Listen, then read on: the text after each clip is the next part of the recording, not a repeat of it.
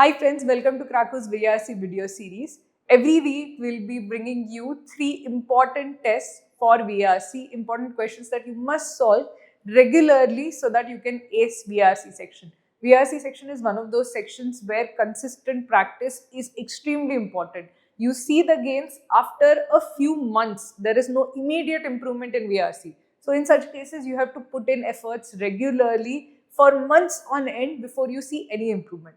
With that thought in mind, what we have decided is that we will give you regular tests, 3 a week, which you can solve along with us. We'll also give you a PDF of the question so you can actually try attempting the set by yourself and then solve it along with us. So look at the PDF, download it, try to solve the RC or the VA questions, then see the video. Do this consistently. These are only 3 tests a week, so it is extremely doable. But do this consistently and slowly over time you will see yourself improving. So I hope to see you come in every single week and solve these 3 tests. If you need more VRC practice tests, just search for Krako VRC sets and you will get a lot more tests like these. Keep solving, keep practicing and keep getting better. I hope to see all of you completely crack the VRC section in CAT 2026. Hi friends, welcome to Krako's video series. In this particular video, we'll be taking a look at a reading comprehension passage which discusses a book by Steven Pinker and his ideas about rationality and how sequential reasoning is a better way to think as such. So let us take a look at the passage. We'll go paragraph by paragraph and then take a look at the questions.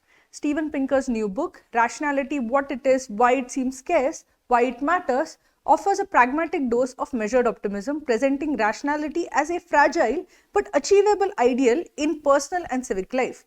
Pinker's ambition to illuminate such a crucial topic offers the welcome prospect of a return to sanity. It's no small achievement to make formal logic, game theory, statistics and Bayesian reasoning delightful topics full of charm and relevance. So here the author introduces what he's talking about. He's talking about Steven Pinker's new book, which is on rationality. So Pinker's new book on rationality. This book argues that rationality is an achievable goal, a fragile but achievable goal as such. And the author praises Pinker for actually writing this because it is a crucial topic and it is well written. The author says that it has been written with charm and relevance, and he has written about difficult technical things with charm and relevance. So he's essentially saying that this is a crucial topic and it is well written as such. So this book he is praising initially, saying that what has Steven Pinker written? Steven Pinker has written about rationality, how it is an achievable goal as such, and the author praises him, saying that this is a very crucial topic. This represents a return to sanity. It's extremely crucial for public and civil life as such, and it is well written. He has written with charm. So basically he has introduced the book and offered it praise. Now let's take a look at the next paragraph. It is also plausible to believe that a wider application of rational tool he analyzes would improve the world in important ways. His primer on statistics and scientific uncertainty is particularly timely and should be required reading before consuming any news about the COVID pandemic. More broadly, he argues that less media coverage of shocking but vanishingly rare events, from shark attacks to adverse vaccine reactions, would help prevent dangerous overreactions, fatalism and diversion of finite resources away from solvable but less dramatic issues like malnutrition in the developing world. So the author gives specific example where Pinker is actually right, where the Pinker's book actually offers valuable insight. So one valuable insight is basically when he says that the author feels that the rational tools that he actually recommends would improve the world in important ways. So this is good for the world, would improve the world if you actually use his rational tools as such. Particularly he singles out the idea of understanding statistics and scientific uncertainty. When he explains statistics and scientific uncertainty, the author says this should be required reading before people start discussing the pandemic. So when you have the pandemic, you had a lot of people sharing information about the pandemic. Oh, this pandemic affects only 1% of the people, so it is like the flu, and there was a lot of disinformation. Now essentially over here, or like even about the vaccine, when people were like, okay, you can't say for sure that you will not get, okay, or there is some amount of uncertainty involved about the working of the vaccine. So people could not understand statistics, or people could not understand scientific uncertainty, especially in this particular example. So the author says that if you consider Pinker's book, his work, especially around these two topics, is so important that he feels that it should be required reading, particularly in these times when people are clearly failing to understand these basic concepts as such. So the author gives the example of his writing on statistics and scientific uncertainty. He calls them required reading. Required reading basically is giving it a lot of importance, saying that this is like necessary to read, people should definitely read this. So he calls it that, look at this is extremely important, this work is important. More broadly, he says that what another point that the author highlights about giving less attention to low frequency and dramatic events.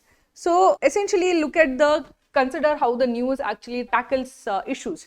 So when you have malnutrition or malnutrition deaths, the news never covers it because it is not dramatic enough for news. But if you have one shark attack, okay, there will be 15 cameras covering the shark attack and the victim. So a lot of resources will actually be spent on preventing shark attacks and not enough money being spent on preventing malnutrition. The numbers wise, more people die of malnutrition than shark attack. But because this is like the dramatic, controversial, it grabs eyeballs, right? So news spends a lot of attention on that, and because news spends a lot of attention on that, people think more about that, and because people think more about that, politicians commit more resources for that. And he argues against this system, saying that we should not be over sensationalizing dramatic low probability events. So giving less attention to low probability dramatic events as such. So the author essentially cites these two examples where Pinker is essentially on the dot as such. She says the Pinker is absolutely correct. These are two cases where I feel I completely agree with what Steven Pinker is saying. It's a reasonable critique, and Pinker is not the first to make it. But analyzing the political economy of journalism, its funding structures, ownership concentration, and increasing relevance on social media shares would have given a fuller picture of why so much coverage is so misguided and what we might do about it. Now he comes, okay, this is important. The Pinker is right in saying that this is what should be done.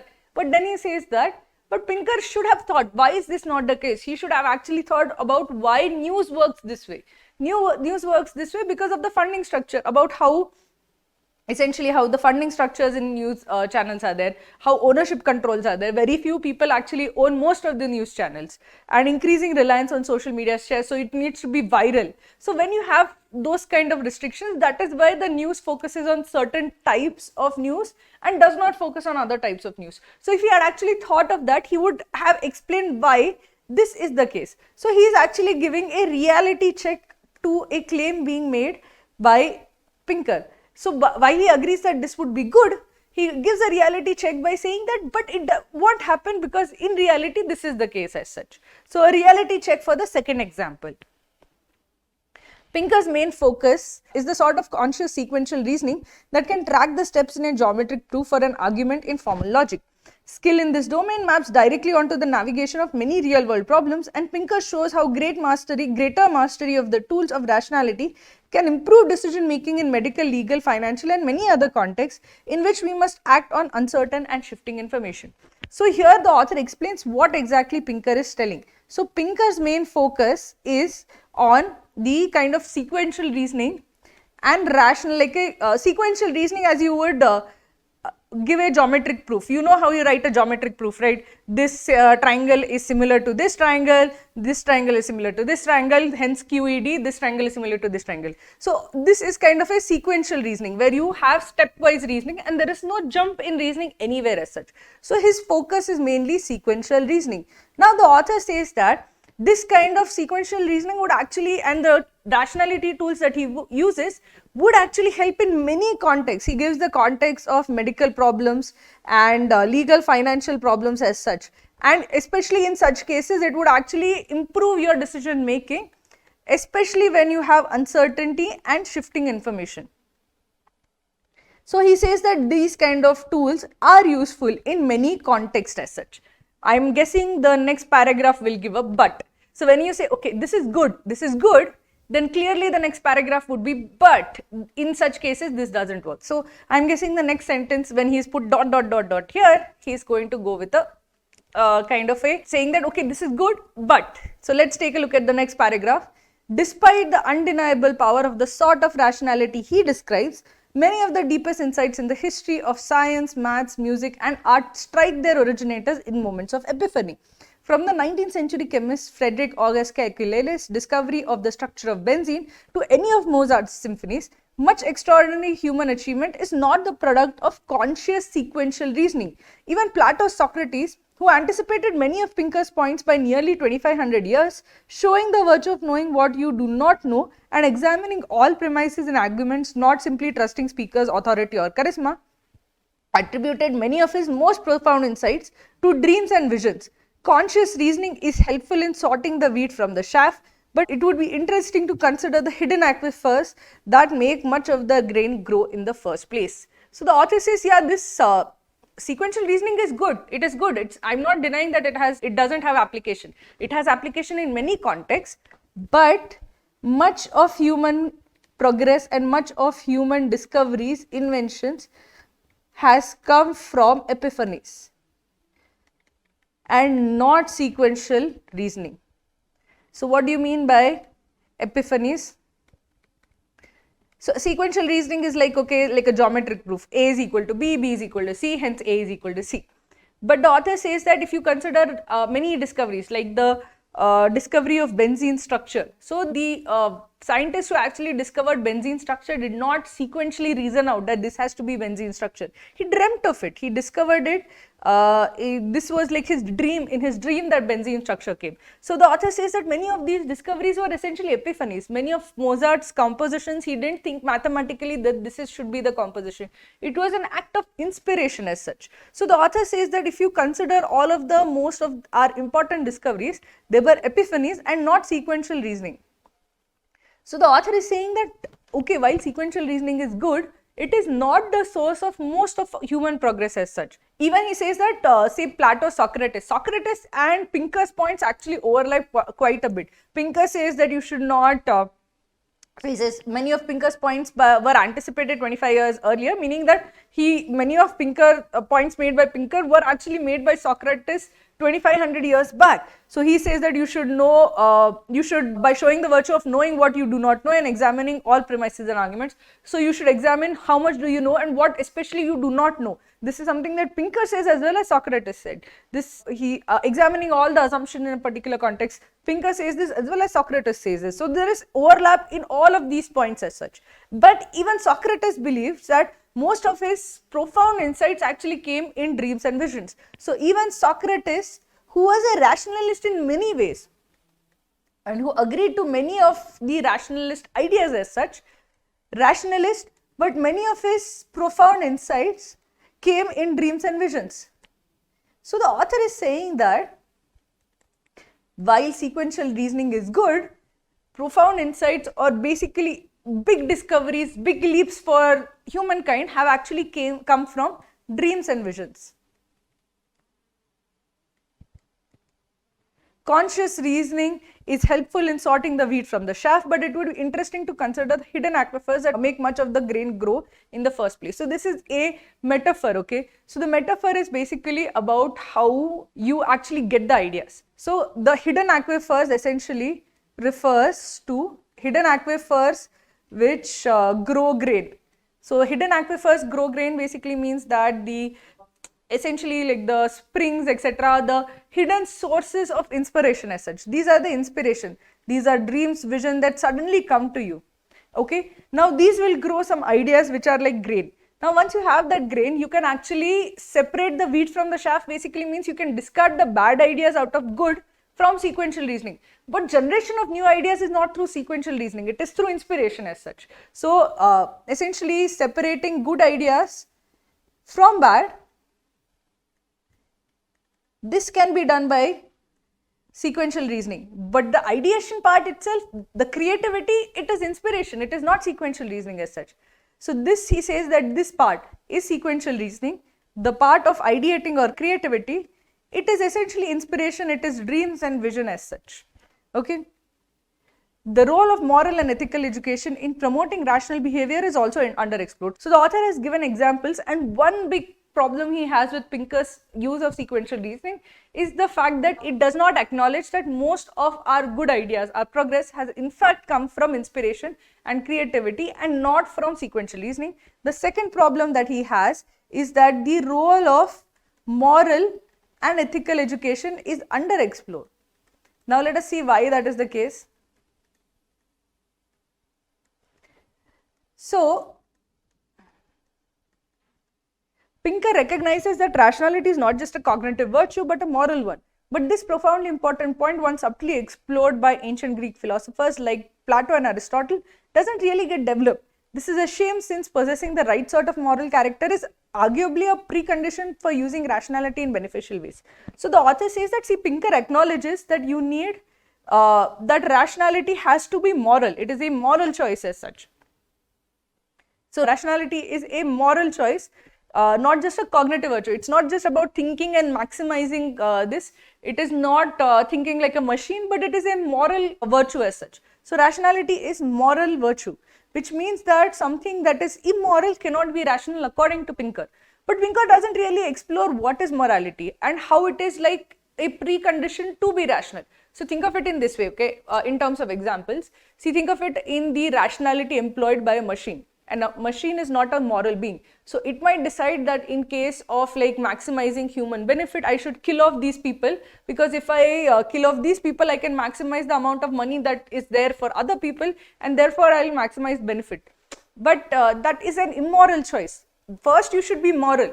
Once you are moral, then you can make rational decisions based on that morality. And the author says that he doesn't really explore how morality is like the first condition that you should consider. Then you can have all this sequential reasoning. Without a moral core, if you start doing sequential reasoning, you will be like a robot which will decide to kill people for the benefit of the larger good as such. So the author says that he doesn't really explore how morality and like essentially morality and virtue or ethical education are at the precondition of rationality as such. So this is the second criticism. So if you look at it in the whole, what is the author doing? So he is essentially analyzing Pinker's book. Whenever something is so difficult to understand, it is mostly an analysis, because there are arguments being given and he is essentially giving pros and cons also.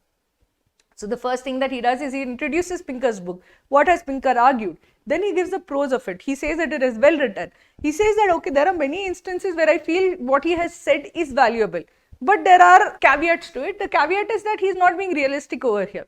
Then he comes to the real core, which is the critique of it, where Pinker actually falls short. And he has two main problems with Pinker's critique. The first problem is that he does not believe sequential reasoning is the source of progress or human progress. He believes that inspiration and creativity are where ideas are generated, and Pinker doesn't really consider that. He considers that, okay, through sequential reasoning we will make better decisions and we will progress as a humanity, and the author does not agree with that. And the second big problem that he has is that Pinker does not consider the ethical and moral precondition that one must have before he pursues rationality, because rationality without morals or ethics to the author is not rationality at all. The author says that Pinker acknowledges the importance of morality and ethical education, but he does not really explore it at all. So it is underexplored in the book. So these are the two main criticisms leveled against Pinker's book. This is an analysis of Pinker's book, both pros as well as cons.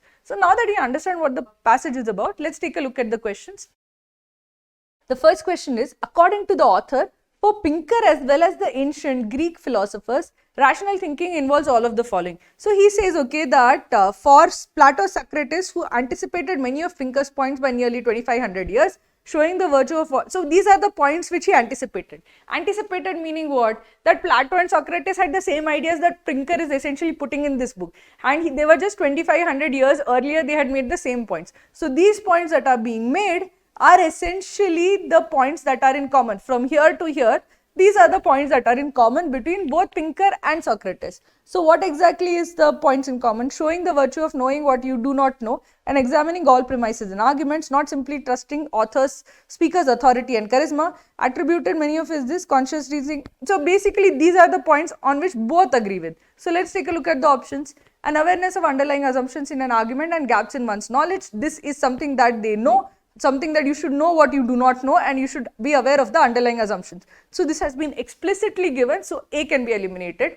The belief that the ability to reason logically encompasses an ethical and moral dimension. This is there over here. The author says that Pinker recognizes that rationality is not just a cognitive virtue but a moral one, and this is something that was agreed to by the ancient Greek philosophers like Plato and Aristotle. So this is also a point in common between both of them. So this also can be eliminated. The primacy of conscious sequential reasoning as the basis for seminal human achievements. Now, this is not a point in common with both Pinker and Greek philosophers. Pinker says that sequential reasoning is good for humanity. It would improve our decisions, but he does not say that this was the basis of seminal human achievements. In fact, the author says that if you look at human achievements, it was not the cause. So Pinker is also not claiming that okay, it was sequential reasoning that made us that helped us make all these discoveries and all. In fact, Greek philosophers categorically did not believe that. Socrates believed that most of his deep insights, profound insights came from inspirations, true dreams and visions. So Greek philosophers definitely didn't agree with it, and this is not a claim made by Pinker also. So both of them would not actually say this. So C is the right answer. Arriving at independent conclusions irrespective of who is presenting the argument. This is over here, not simply trusting speaker's authority or charisma. So this is also directly given. So D also can be eliminated. C is the right answer. The second question is, the author endorses Pinker's view on the importance of logical reasoning as it. So the author endorses the view that okay, in many contexts, so the author says that he gives two examples where it would have actually added value, and the author says that one is when we give less importance to dramatic but low probability news, and second is in statistics and sequential. And the author actually says that sequential reasoning or logical reasoning is useful in many contexts, like for example in medical, legal and financial and many other contexts when we must act on uncertain and shifting information. Here he actually says that Pinker is right in saying that logical reasoning would actually be helpful as such. So let us take a look at the options. Provides a moral compass for resolving important ethical dilemmas. The author says that logical reasoning is not the source of moral reasoning or moral or ethical education. The author says that moral and ethical education can come first, then you use logical reasoning after you have that. So this is not true. Focuses public attention on real issues like development rather than sensational events. But here this is not logical reasoning. He is endorsing a Pinker's view, but not on logical reasoning. The importance of logical reasoning is not that. Pinker's view is this, that you should focus on real issues like development and not sensational events, but this is not about importance of logical reasoning. So B also can be eliminated. Equips people with the ability to tackle challenging practical problems. This is true. This is what the author says, that this is in these many contexts where we have shifting information and uncertainty. This kind of logical reasoning would help you make better decisions, that it can improve decision making. So the author agrees that this importance of logical reasoning is applicable in these particular contexts. So C is the right answer. It helps people gain expertise in statistics and other scientific disciplines. The point is never to gain expertise in statistics, but about how having some basic understanding in statistics would help you make better decisions in real life. So D misses the main point as such. So D can be eliminated. C is the right answer.